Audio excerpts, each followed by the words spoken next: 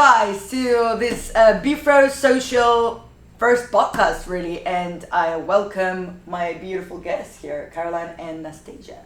Hello. Hello. So our idea here is to gather, we're probably going to do this once a month and kind of discuss the hot topics and things that you're so interested in. So today's topic is, so you want to be a blogger in this day?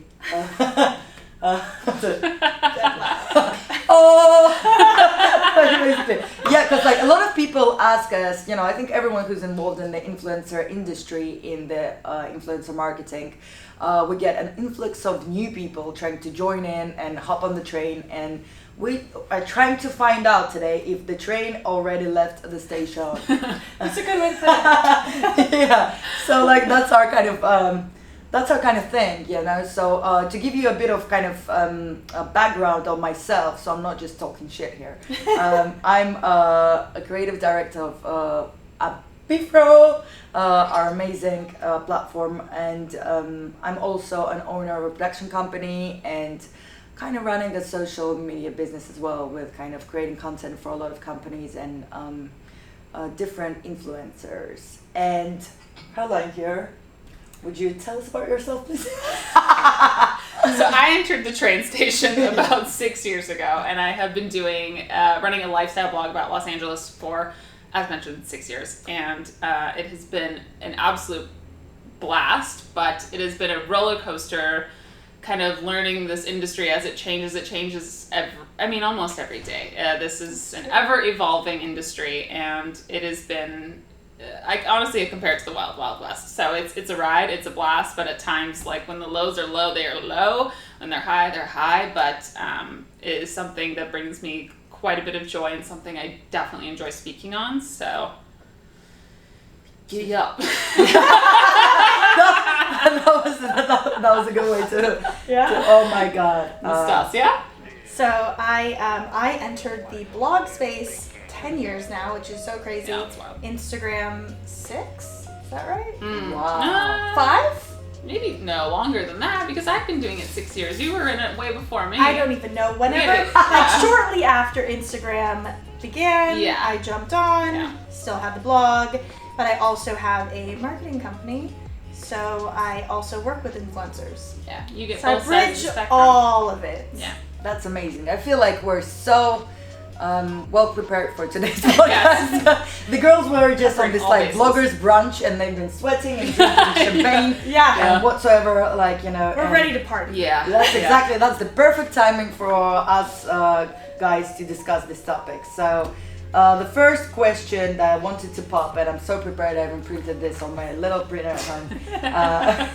Blogging and influencer marketing, not blogging, but influencer marketing, it's not a new idea.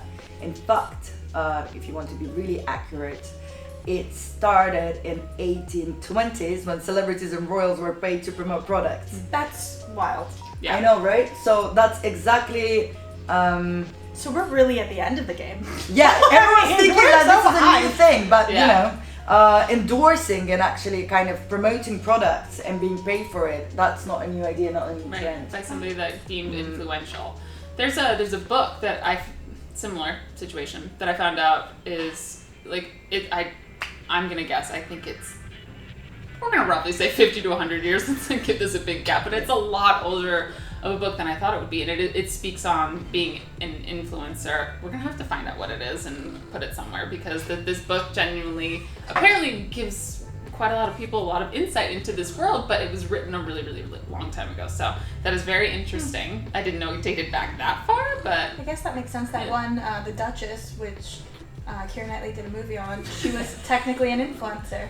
Well, I guess you're right. Yeah. Exactly. It's true. Exactly. Yeah. So fascinating. I didn't put the two together. It's just the so concept. we're not pioneers. Is what we're saying. Yeah, I think the concepts pretty much stay the same, but the environment changes. Exactly how you use that changes. Sure. Now it's just became more viral just because of Instagram and the internet, Right. and all of that kind of thing. So the internet. what it takes to be a successful content creator these days? What is the kind of... I think it's been the same since we embarked on this journey, is that you have to have a strong point of view.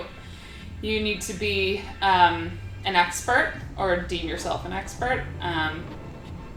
And you've got to be passionate. I think this is a tough space, and no matter if you started 10 years ago or today, I think that what makes or breaks people is their ability to stay in it and to be genuine about what they're doing. And the passion is, I think, number one necessity, that really sets people apart, that you're going to run into this issues in this business. Again, even when it was ever so slightly less saturated, we all run into the same issues, and the ones that stick it out and that make it through, as with any business, I feel like, are the ones that put in the time, that really embrace the struggles and are heart set on making it happen for themselves.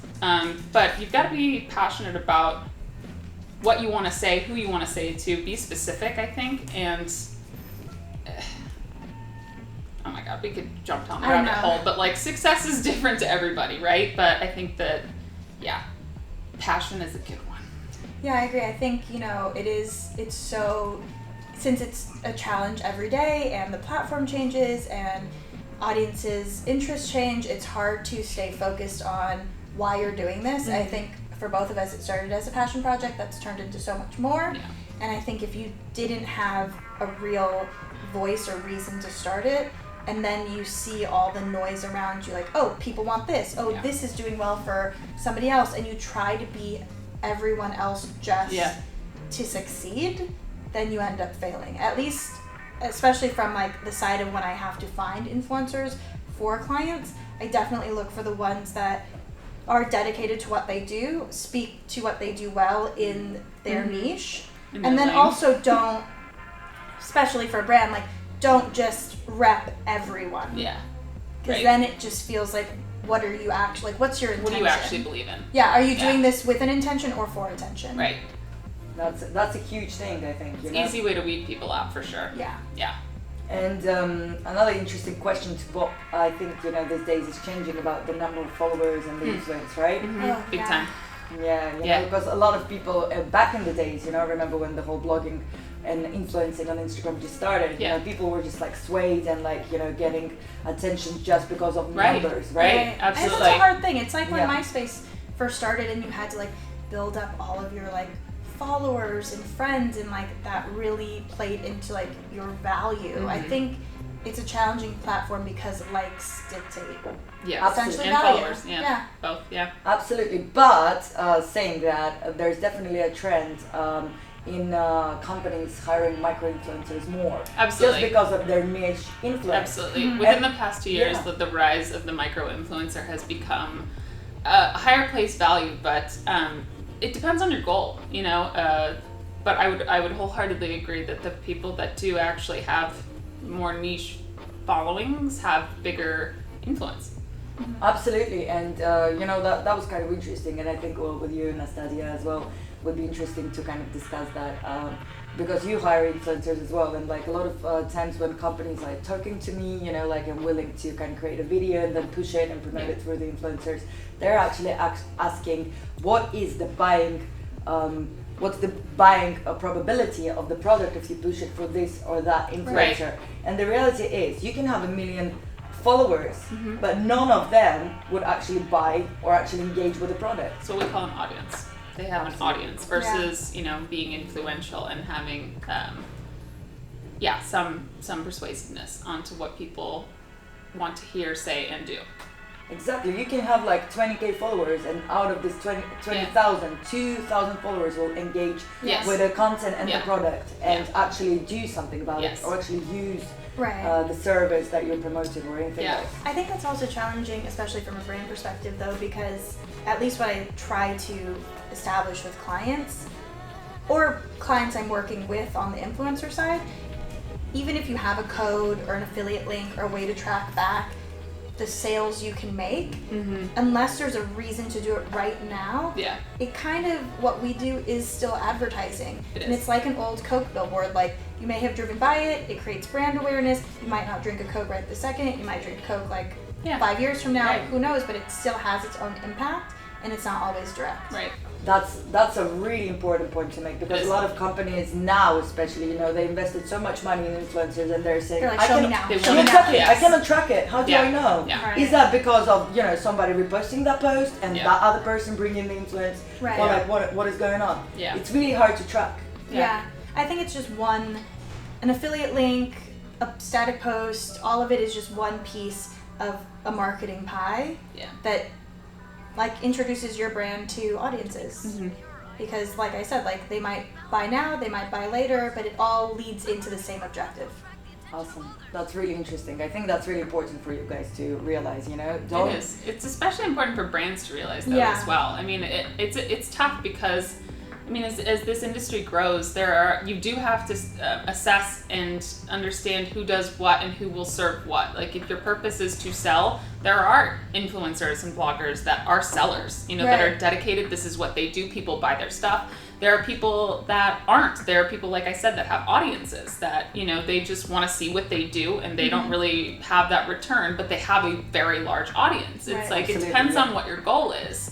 And I think that it's wise to, you know, explore all of that in a sense. But I mean, if you've got something specific in mind, there are definitely specific influencers, especially now with how saturated it is, that can help you accomplish what your goal is. You just have to, it's important for the brands to take the time to suss out exactly what you want out of this. Is it brand awareness? Is it sales? Is it, you know? I think that's a lot of time what's lacking. Since it's such a saturated influencer pool and there's so many people to pick from, I think it takes a lot of effort and work to pick out what makes sense for you. And so often, like, I feel like brands just pull from a list. Totally. And They then miss have the mark a little expectations. bit. Yeah, and And I think it's... Exactly. And when I work with a brand on both sides, from the business perspective or from the influencer perspective, I really think a conversation is so important and it creates such a better campaign. But so often it's so hard to get a phone call. Yeah. It's so true, right? But I'm like, please talk to me about this. And like, we're on the same page. And don't you find that the most successful ones are the ones that are like, I came to you because like you have this point of view and I really understand what you're trying to say. We want to like work together on this because we want to bring awareness to these. It's like the more specific you get, the more excited I feel like we get, and the better that like you understand me, I understand you, like this and we have the same goals. Yes, and we have the same goals, you know, and that versus like here's kind of being blanket. generic. Here's the blanket, you have to do this, you have to say this, you have to tag this, go. Yeah. And some of that is fine, don't get me wrong. Like, you get the point, thank you for hiring me, bless, you know what I mean? But like, Thank you. you know, you want it to be equally as exciting, I think, for both parties. So it's always nice when a brand has a really clear idea of what they want to accomplish and why they're going with you versus others. And so that's please go with me. Yeah, please go with me. You know, I'm the best. Meat cake. I'm the best. Yeah. But I think it's important on the influencer perspective to be the person that with the clear idea. Like, be the person that has the established brand yourself. Right. You know, I know that we turn down not tons of stuff. I mean, not in like a humble brag way, no, but we turn things down even if we want to make the money because it's not a good brand. Yeah, because it just doesn't make compromise. sense. And I'm not in the business of compromising, you know, my authenticity, hot button word. Absolutely. But it's true. It's like it's a big hot word right now, but damn, it doesn't mean a lot. It really means a lot. And you can sense it. Like, you know, whenever you go on the page, it takes you like 5 seconds to scroll down. I mean, and it's like, so seriously. tempting to want to take everything, but I mean, like I've pigeonholed myself into such a tiny niche. Yeah. And when I see everything out there, I'm like, oh, I want that, but it's not for me because this is what I've carved out for myself. Yeah, and this is why people trust you. If you jeopardize the trust, you jeopardize everything you built. So. Yeah, because there's a reason why you're doing what you're doing, you know, because you're passionate about it, you have the knowledge, you have something to share with, and you're actually having fun while doing this, you know? Yeah. Because this is crazy. Like, for me, like, the whole influencer thing was so insane, you know, because like I started as a documentary producer and I've been doing this forever, and I've been like really accomplished, like really hot topics, like traveling the world, like, you know, saving people, or like riding with Mexican cartels, and then all of a sudden I'm like in the marketing world, and I'm like, what I'm doing here? I moved to LA, and everything exactly. It's all about marketing here, and it's just like very much the influencer world. And then I started hanging out with influencers and like helping them to find jobs, and then all of a sudden they made me into an influencer, and I was just like, what is going on? What am I supposed to do now? Yeah, like, you know, people are following me and they're saying like, you know, we love your content, and I'm like, do I have a content? You know, it was just I have no idea that what I'm doing is a content, and all of a sudden they kind of put me in that position. I'm like, what I should be writing about? This is just insane. And then it took me some time, and then all of a sudden I started to realize that following is such a powerful tool. These days it has so much negative connotation. It does. And I don't completely agree with it, because it's up to you to filter your feed and get rid of people that give you that negative kind of experience. Because for me, like, my feed is like super uplifting, you know, I only follow people that I truly care about, and you know, I just if only you could see them when you want to see them. Right. Exactly, you know, because damn algorithm. That is another huge thing, guys. Like, seriously. I know. The thing is, like, don't you think, like, I was discussing it with my other mate the other day, you know, he's from the Bitcoin world, and I was just saying that influencer marketing is pretty much the same as Bitcoin. It's the kind of like, nobody really knows what the algorithm is. I know. But everyone's kind of guessing, right? Yeah. It's true. How to get ahead of it, or like tackle it, or like or read is its it mind. having a problem today? Is it working today? Is it working differently today? I don't know. Who knows? We've got like we trade back like and forth 10,000 tips back to each other. Like, so don't edit your caption up. Definitely wait at least 24 hours before you do. Wait, no, you can't edit your caption. Nothing else happened. Don't put too many hashtags in the caption. Definitely, it's like, it's ridiculous. Trying to beat it, like, you can't. Like, long story short, you can't beat the algorithm. I really miss the days of you followed people because you liked their content and you wanted to see it, and then you saw it, and now you don't. Well, you still follow them. Here's the thing, though. That is like so much of our sentiment, right? But like, especially this year. I mean, we've been talking 2 years about this, right? Yeah. But this year, it's like it's been about like, all right, it's never going back. Like, as much as we want to talk about it, we have to like move on. Most of us have to. All of us need to move the fuck on. Like it. R.I.P. old algorithm. Really though. R.I.P.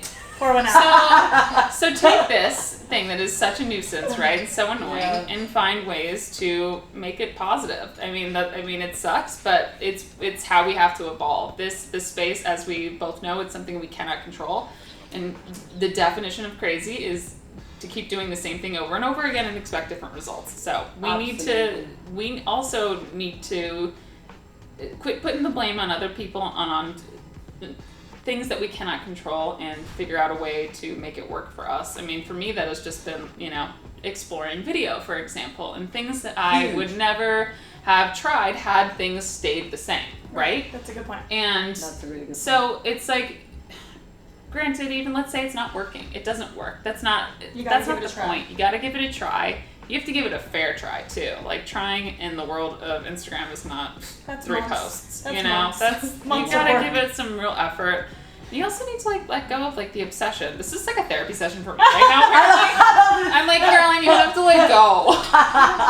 Next time we're bringing up so like, I'm just saying. I've been talking about this a lot, like with myself in the mirror, clearly, and like with my friends, and like, it's as frustrated as we are. Like, I'm getting tired of talking about it and being like so uptight and negative about it, you know? I'm sad about it. Fucking sad. So sad. I don't know about you, but I'm getting really tired of it. Like, when I text her, because like I know sometimes when I'm about to text you, I'm like, oh, don't do it. Save it. Just shut up. Just shut up. This already. Like, sometimes we'll send our reach to each other, and it's just like who cares? Who cares? Like, just cut it out, you know? Yeah. So we're inching in on, you know, healing. Baby steps. Yeah, exactly. But like, baby steps. Like, as with anything, like, this industry, as mentioned, is like the wild, wild west. You've got to evolve. So I think that's the process that we're both, you know, investing in. But I think it's interesting, and you could probably speak to this, but like, from the brand and marketing perspective, like how that shift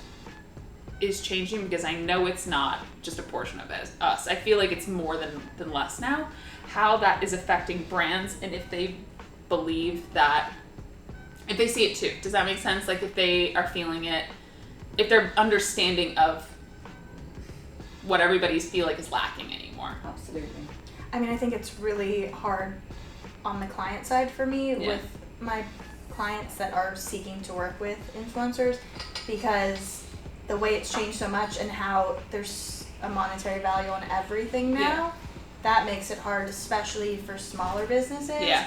When you used to be able to send a product and then generally get something for it. Even once stories came in, that was the natural place for it to go without compensation. But now anybody thinks, hey, this costs something, which I get. I'm on both sides of it. Like, I want to be compensated for my work as advertising, but there is also some things that I do genuinely love, and I do want to receive it, and I would post about it, and I understand they don't have a budget. Right. But all I encounter is, here's my rate sheet, here's my manager. Everybody has a manager. Everybody has a manager. I know, it's a joke, isn't it? Yeah, like, in LA, a manager has a manager. I'm sorry. Yeah, so I'm like, here's my manager. I'm like, oh my God. To me, like, it would be like, it's gotta be such a turnoff. Like, no offense, but like, it's I such a know turn-off, everybody, like, yeah, once I get that email back, I'm like, we've worked together before, we have a relationship. I don't have time to actually talk to your manager because I'm also now the middleman. Yeah. And I don't have that time. Especially in your space. I mean, it's one thing, I think, with like... in food, yeah. Big spaces, right? But these small... I work in a local, small food space. especially when it's people that trust these brands or use these... It's like, oh, come on, for crying out loud. But that's a whole other I just topic. write back and I say, like... Oh, right. Just kidding. We don't have a budget to talk to your manager, but thank you so much. If you change your mind and find interest in this brand or would like to check it out, happy to send over samples. Right. That's really interesting. What do you think in general about the budgets? You know, like I have all these crazy stats here that it's all kind of growing and growing and growing, but the reality is that I hear from a lot of people that they're making less and less money on Instagram now because it's all kind of spreading out, right? Oof, that's interesting because this is again back to the wild, wild west nature of this. Everybody has different rates for everything, which I wish.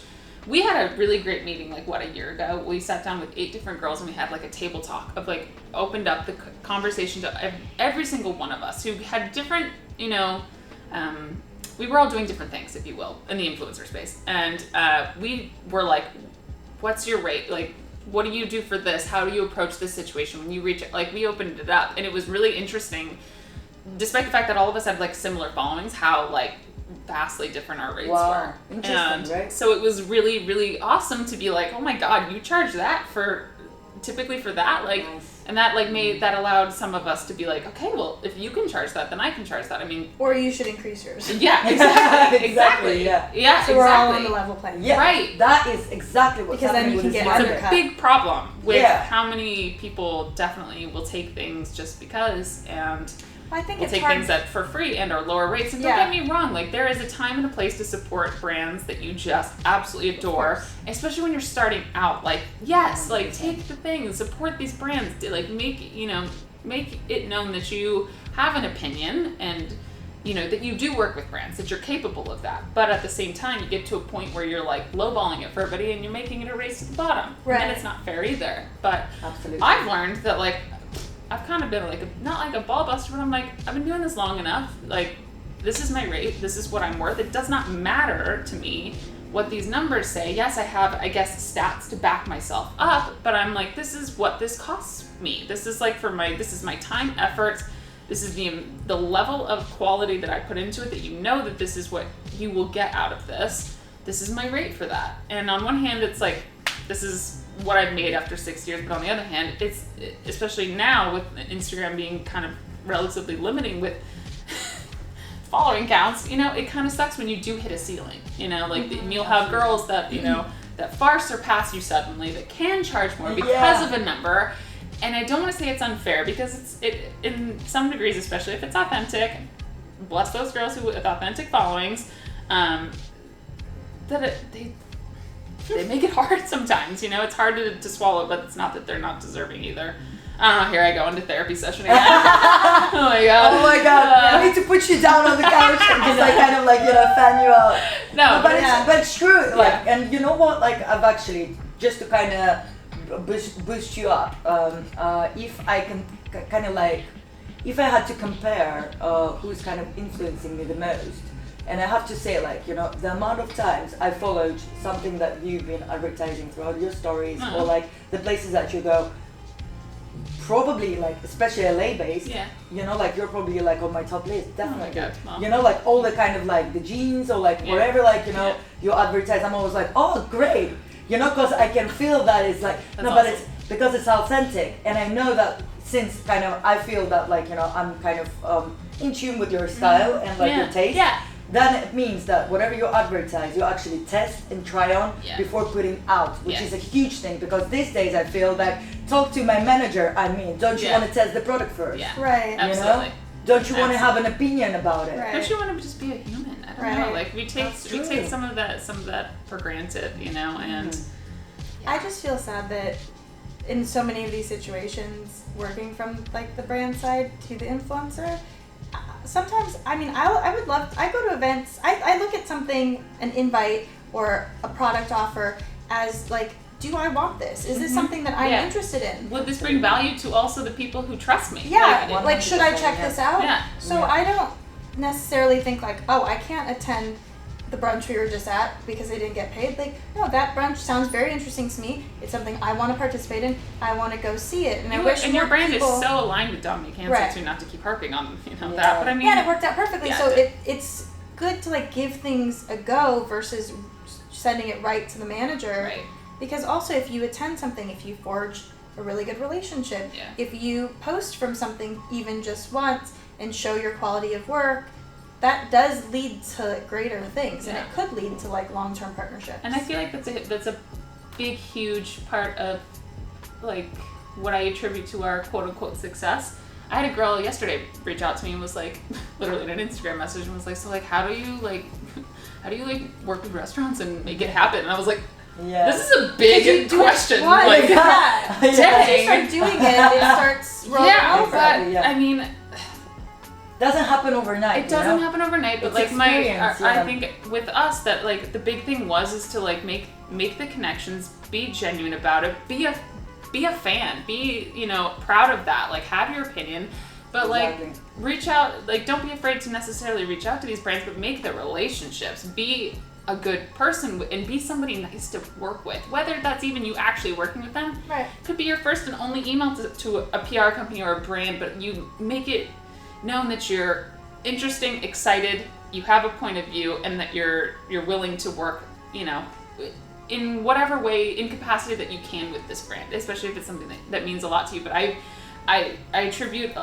both of our success to just being genuinely like wanting to be good people to work with on both ends of the spectrum, like being genuine about our intention with our following and why we're doing what we're doing, but also on the other side with the brands and the PR teams that like we won't make this difficult for you should you choose to work with us. I mean, and you shouldn't, because when I on the client side work with an influencer that's challenging, being one myself, all I think while I'm encountering these challenging emails is like, are you fucking kidding me right now? Never again. Kidding me? One, I would never dream of saying what you're saying. Yeah. Because I wouldn't want to burn this bridge. Right. But apparently you do, so let's light this shit up. Of course. It's over now. It blows my mind how many people like don't take that into consideration, to just be professional and to just be kind to like whoever it is that's emailing you. Like I had a brand yesterday like email me and thank me for being so kind, and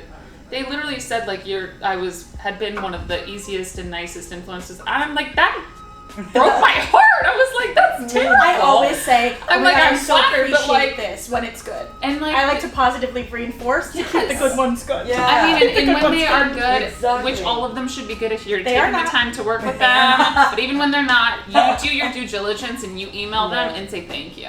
Like you need to show gratitude in every single aspect of any partnership you have, and I think that needs to come across not only in your post but in who you work with.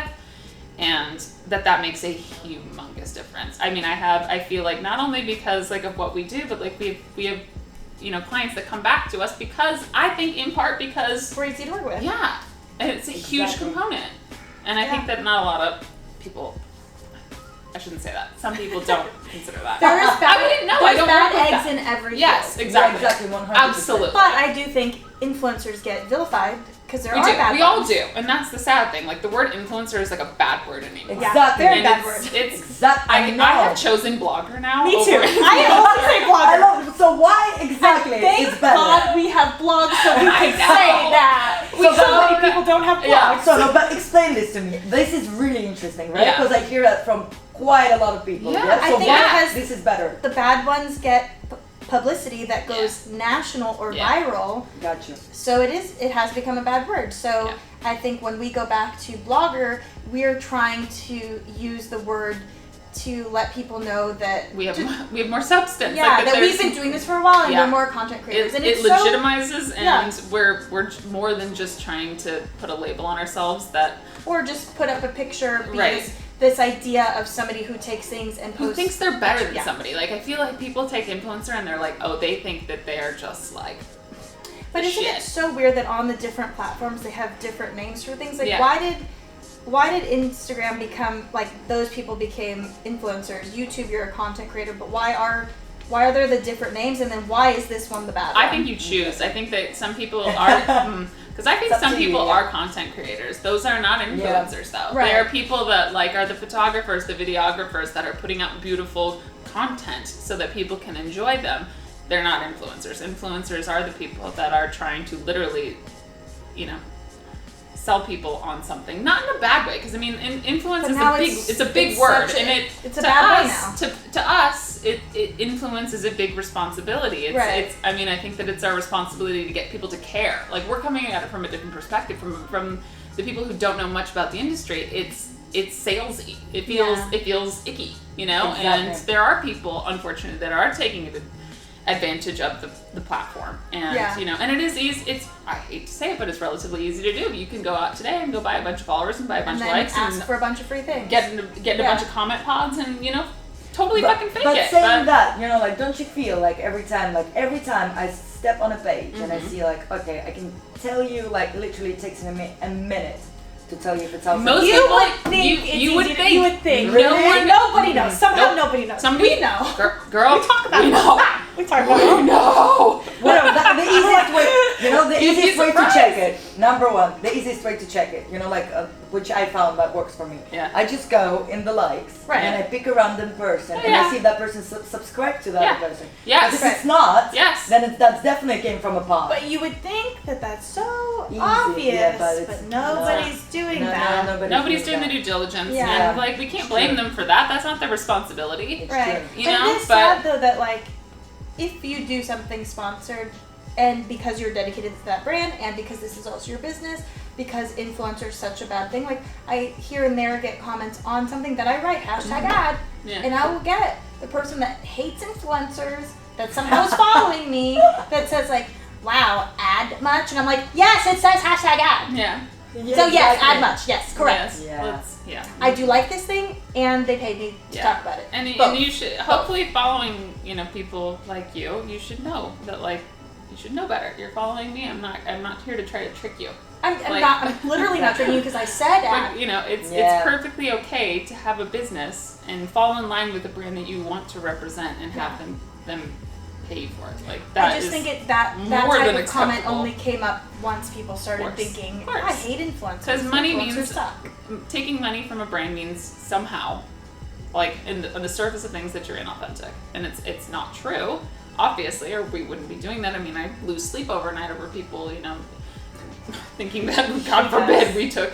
I took a job that, like, you didn't think it was good. I mean, I thought it was great, but I mean, how much can you explain that to people sometimes? And the people that have your back, I mean, the real, your real core group of, friends, will hopefully understand, and it's tough. It's really tough. If you guys tell us exactly what you're interested to hear in the next podcast, we're gonna come back. If you hate us, please don't say it. Yeah. If you hate us, keep it to yourself. Don't have anything nice to say, don't say it at all. Because we'll read the comments and feel bad. And I will cry. Exactly. I like it. I think it was pretty interesting, pretty emotional. Yeah. I'm worked up. I need a drink. I need a shower, like, my upper lip is sweating so You need a nap and I need a drink. I need a nap. I'm like showering myself after this, like big time, like, oh my god, all this like blogging talk. Yeah. Stress. Gotta do it. Stress. Thank you so much, guys. Like, we're so happy you're a part of this experience of us, kind of trying this out. And tell us what you think. Like, subscribe, all the shiz, all the biz, and like, see you next time at BFROW Social with beautiful girls, Cara and Anastasia, and Diana. Thank you so much. And Jake behind the camera. That's Jake. Yeah, thank you, Jake. Woo!